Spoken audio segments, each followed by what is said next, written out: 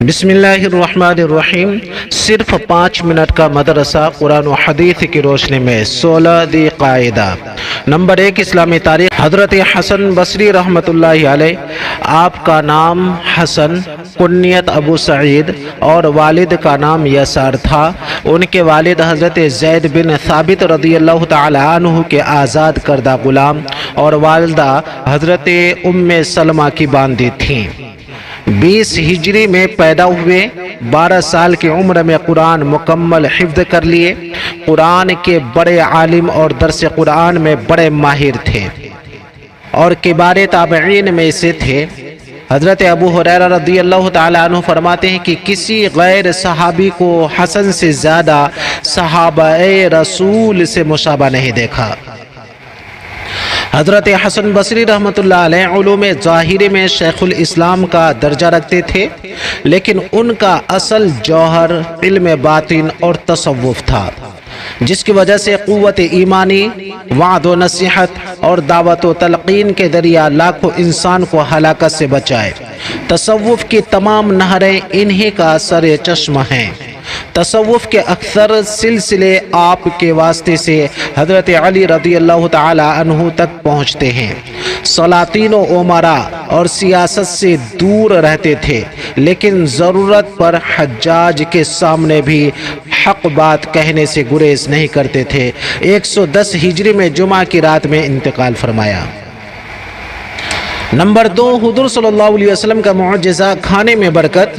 حضرت ابو ایوب انصاری رضی اللہ تعالی عنہ فرماتے ہیں کہ میں نے ایک مرتبہ صرف 2 آدمیوں کا کھانا بنوایا، آپ صلی اللہ علیہ وسلم اور حضرت ابو بکر رضی اللہ تعالی عنہ کا، لیکن آپ صلی اللہ علیہ وسلم نے مجھے حکم دیا کہ انصاریوں کو بلا لاؤ۔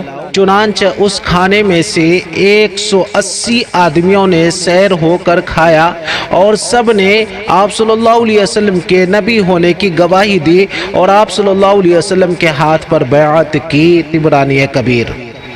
نمبر 3، ایک فرد کے بارے میں حاجی پر قربانی کرنا۔ قرآن میں اللہ تعالیٰ فرماتا ہے، جو شخص عمرہ کو حج کے ساتھ ملا کر فائدہ اٹھائے، یعنی حج کے دنوں میں عمرہ بھی کر لے، تو اس کے ذمہ قربانی واجب ہے، جو بھی اسے میسر ہو۔ سورہ بقرہ۔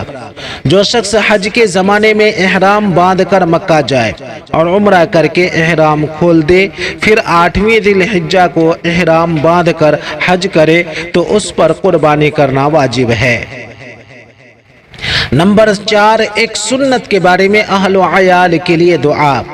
نیک بندے اپنی اولاد کے لیے کثرت سے یہ دعا کرتے تھے، ربنا هب لنا من ازواجنا وذرياتنا قرة اعين واجعلنا للمتقين اماما۔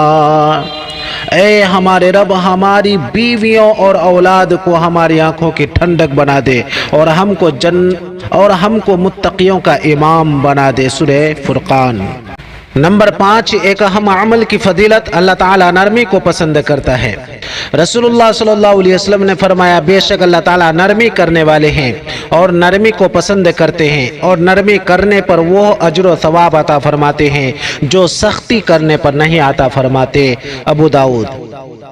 نمبر 6، ایک گناہ کے بارے میں ایمان کو جھٹلانا۔ قرآن میں اللہ تعالیٰ فرماتا ہے، جس شخص نے بخل کیا اور لاپرواہی کرتا رہا اور بھلی بات یعنی ایمان کو جھٹلایا تو ہم اس کے لیے تکلیف و مصیبت کا راستہ آسان کر دیں گے، یعنی جہنم میں پہنچا دیں گے۔ سورہ لیل۔ نمبر 7، دنیا کے بارے میں اپنے بیوی بچوں سے ہوشیار رہو۔ قرآن میں اللہ تعالیٰ فرماتا ہے، ایمان والو، تمہاری بعض بیویاں اور بعض اولاد تمہارے حق میں دشمن ہیں تو تم ان سے ہوشیار رہو۔ سورہ تغابن۔ بیوی بچے بعض مرتبہ دنیاوی نفع کے لیے خلاف شریعت کاموں کا حکم دیتے ہیں۔ انہی لوگوں کو اللہ تعالیٰ نے دین کا دشمن بتایا ہے اور ان کے حکم کو بجا لانے سے بچنے کی ہدایت دی ہے۔ نمبر 8، آخرت کے بارے میں اہل ایمان اور قیامت کا دن۔ رسول اللہ صلی اللہ علیہ وسلم سے 50,000 سال کے برابر دن یعنی قیامت کے بارے میں پوچھا گیا کہ وہ کتنا لمبا ہوگا، تو رسول اللہ صلی اللہ علیہ وسلم نے فرمایا اس ذات کی قسم جس کے قبضہ میں میری جان ہے، وہ دن مومن کے لیے اتنا مختصر کر دیا جائے گا جتنی دیر میں وہ دنیا میں فرض نماز ادا کیا کرتا تھا۔ مسند احمد۔ نمبر 9، طب نبوی سے علاج کدو یعنی دودھی سے علاج۔ حضرت انس رضی اللہ تعالیٰ عنہ فرماتے ہیں کہ میں نے کھانے کے دوران رسول اللہ صلی اللہ علیہ وسلم کو دیکھا کہ پیالے کے چاروں طرف سے کدو تلاش کر کر کے کھا رہے تھے۔ اسی روز سے میرے دل میں کدو کی رغبت پیدا ہو گئی۔ بخاری شریف۔ اطباء نے اس کے بے شمار فوائد لکھے ہیں، اور اگر بہی کے ساتھ پکا کر استعمال کیا جائے تو بدن کو عمدہ غذائیت بخشتا ہے۔ گرم مزاج اور بخار زدہ لوگوں کے لیے یہ غیر معمولی طور پر نفع بخش ہے۔ نمبر 10، نبی پاک صلی اللہ علیہ وسلم کی نصیحت۔ رسول اللہ صلی اللہ علیہ وسلم نے فرمایا، تم میں سے کوئی شخص اپنے بھائی کے سامان کو نہ مذاق میں لے اور نہ حقیقت میں بلا اجازت لے۔ ابو داؤد۔